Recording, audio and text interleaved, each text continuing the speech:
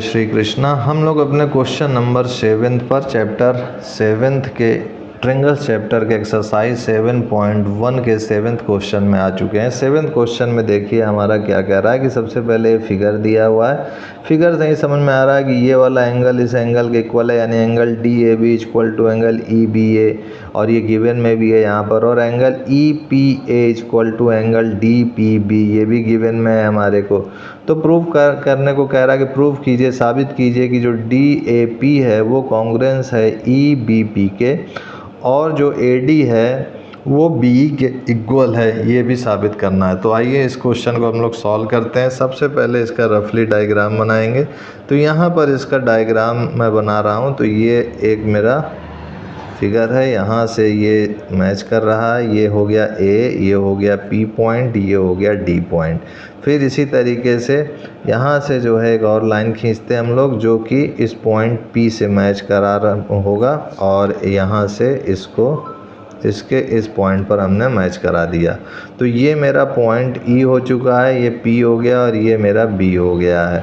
अब यहाँ पर जो गिवन में है ये वाला एंगल इस एंगल के इक्वल है, तो इसको मैं 1 मान लेता हूँ और इसको 2 मान लेता हूँ, ठीक है।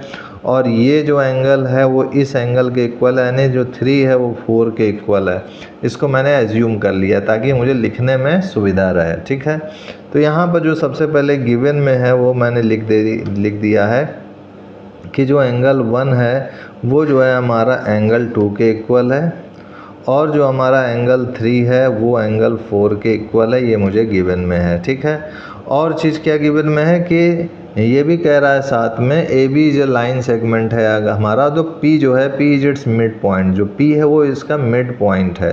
तो मिड पॉइंट है, तो ये भी दिया हुआ है कि जो ए पी है वो जो है पी बी के इक्वल है।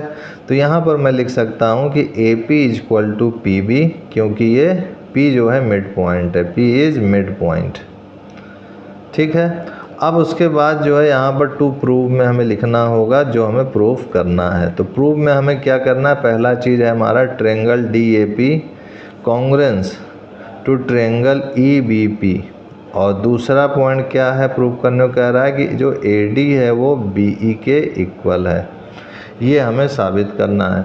तो इसका प्रूफ थोड़ा सा देख लेते हैं। प्रूफ क्या है हमारा, यहाँ पर जो इसका प्रूफ है, सबसे पहले अगर देखेंगे हम लोग तो ट्रायंगल डी ए पी को अगर देखें तो डी ए पी, इस डी ए पी में जो है हमारा ये जो एंगल है वो तो पूरा नहीं आ रहा, क्योंकि पी एंगल देखेंगे तो यहाँ से यहाँ तक है। और उसी तरीके से अगर ट्रायंगल ई बी पी की बात करें तो ये जो पी है वो पूरा नहीं आ रहा है ना, कि ई और बी और पी, तो ई बी पी में तो पूरा आ रहा है, लेकिन ये जो एंगल 4 है वो पूरा नहीं आ रहा है। तो ये चीज़ जो है कहीं ना कहीं अधूरी रह जा रही है। तो मैं क्या करता हूँ, इस एंगल को अपनी तरफ से 5 मान लेता हूँ, ठीक है। अब इसका प्रूफ थोड़ा समझिएगा। तो यहाँ पर गिवन में है कि एंगल 3 जो है एंगल 4 के इक्वल है, ये गिवन में है। अब उसके बाद क्या करते हैं कि ऐड करते हैं, ऐड एंगल 5 बोथ साइड्स।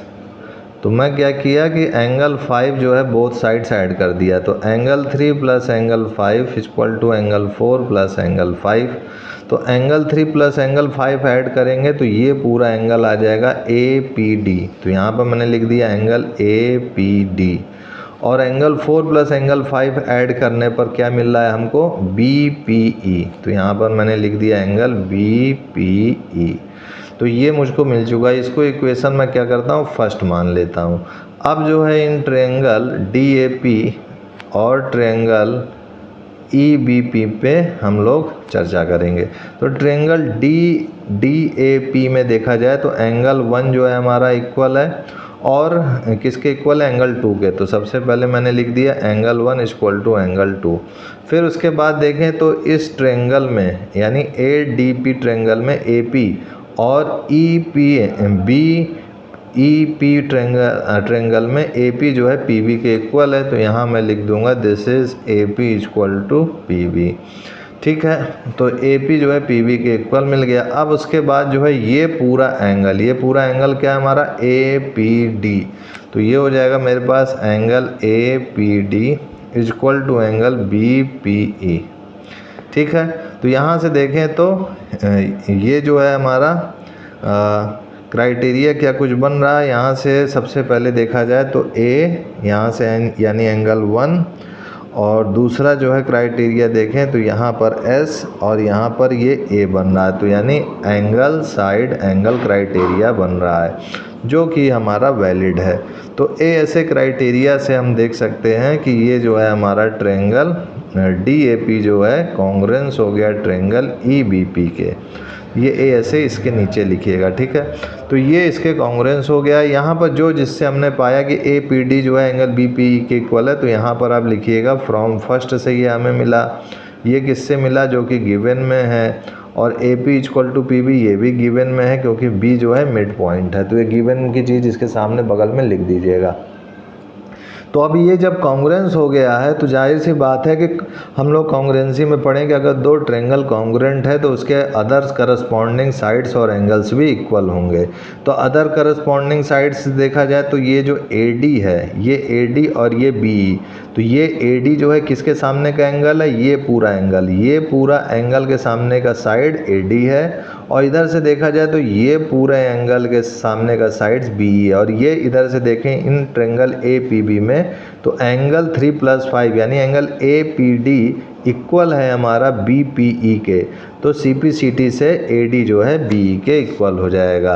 तो यहाँ हम लोग लिख देंगे AD equal to BE by CPCT।